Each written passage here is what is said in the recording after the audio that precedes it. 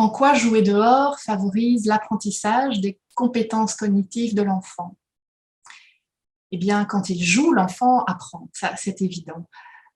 Et on apprend mieux quand on est actif, quand on a du plaisir et quand on est immergé dans le milieu. Alors quand on est actif, parce qu'un corps libre de mouvement favorise les apprentissages, particulièrement chez les plus jeunes, mais finalement c'est encore très vrai pour les plus grands aussi, parce que la tête et le corps sont intimement reliés, la pensée et le mouvement vont s'alimenter mutuellement, et mobiliser son corps, c'est mettre quelque part ses pensées en mouvement.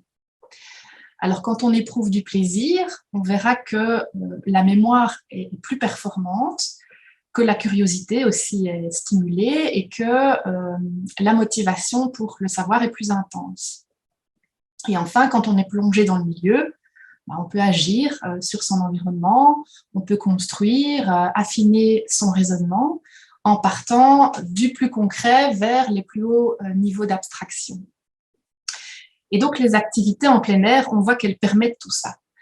Quand l'enfant joue, quand il explore dehors, l'enfant va développer sa pensée scientifique. Pourquoi? Parce que dehors, il observe, il va se poser des questions, il peut élaborer des hypothèses, il peut tester, comparer, manipuler, expérimenter, mais tâtonner aussi, hein, faire ce qu'on appelle des essais et des erreurs. Et puis finalement, il va poser une conclusion. Et c'est un peu comme le travail d'un scientifique. À la différence que l'enfant le fait naturellement, il ne s'en rend pas vraiment compte. Alors ça, évidemment, c'est possible dans la mesure où les adultes l'autorisent à mettre ses mains dans la terre vraiment et à se salir aussi.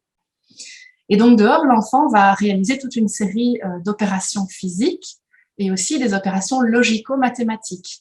Hein, quand il va manipuler des matières, je pense au sable, à l'eau, à la terre, quand il va manipuler aussi des éléments qu'il trouve dans son environnement extérieur, que ce soit des feuilles, des cailloux, des brindilles, toutes sortes de choses comme ça.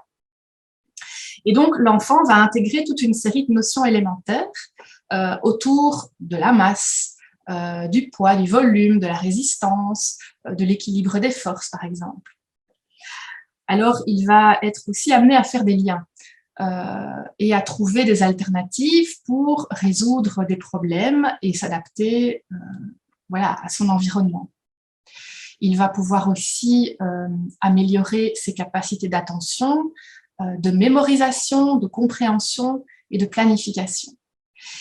Et finalement, tout ça, l'enfant le fait quand il construit tout simplement une cabane ou quand il prépare de la soupe aux cailloux et aux herbes, par exemple. Hein, il va vraiment développer un raisonnement scientifique. Et ce raisonnement scientifique, il est à l'œuvre dans les jeux spontanés des enfants. C'est une compétence qui est vraiment très utile et qui va permettre à l'enfant une compréhension plus juste du monde qui l'entoure.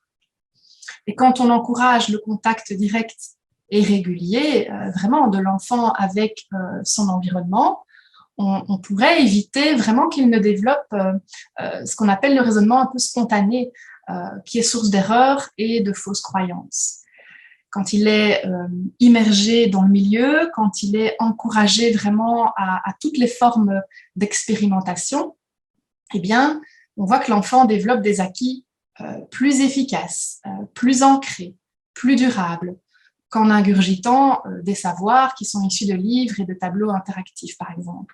Donc, ce qui est intéressant, c'est que l'investissement régulier des espaces extérieurs ça va vraiment améliorer les capacités aussi d'attention et de concentration. Mais on voit que pas seulement, ça améliore aussi les performances des élèves, tant sur le plan moteur que sur le plan social et intellectuel. Et ça, c'est vraiment démontré dans beaucoup de travaux maintenant. On voit aussi que les enfants qui fréquentent régulièrement la classe du dehors vont améliorer leurs résultats en français et en mathématiques déjà après quelques semaines.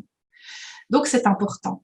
Et ces améliorations, c'est ça qui est vraiment encore plus prégnant, c'est que ces améliorations sont encore plus visibles chez les enfants qui présentent des difficultés scolaires. Alors sans doute parce que probablement la pédagogie du dehors, elle rencontre mieux aussi toutes les formes d'intelligence, hein, l'intelligence sensorielle, l'intelligence motrice, l'intelligence émotionnelle, l'intelligence artistique. Voilà, toutes les formes d'intelligence qui sont parfois un peu moins rencontrées dans d'autres formes d'approche. Et donc, c'est vraiment dire combien le dehors est très important et qu'au dehors, on voit que le rapport au savoir change, qu'il est plus vivant, qu'il est plus incarné finalement. On pourrait dire que le dehors, c'est un formidable laboratoire, hein. C'est un champ d'expérimentation qui est assez inépuisable finalement et qui est support à toutes les démarches d'apprentissage, des plus informelles aux plus formelles.